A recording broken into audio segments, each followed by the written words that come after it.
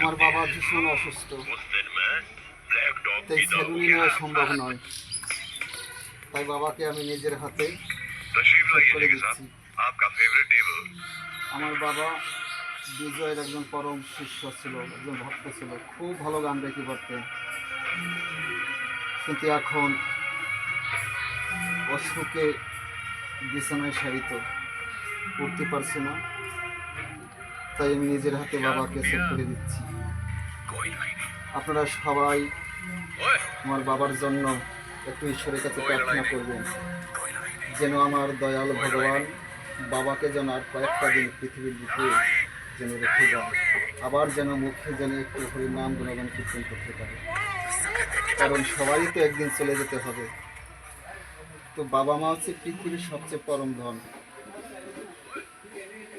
পৃথিবীর সব ধন মেলে, কিন্তু এ ধন হারিয়ে গেলে আর পাওয়া যায় না।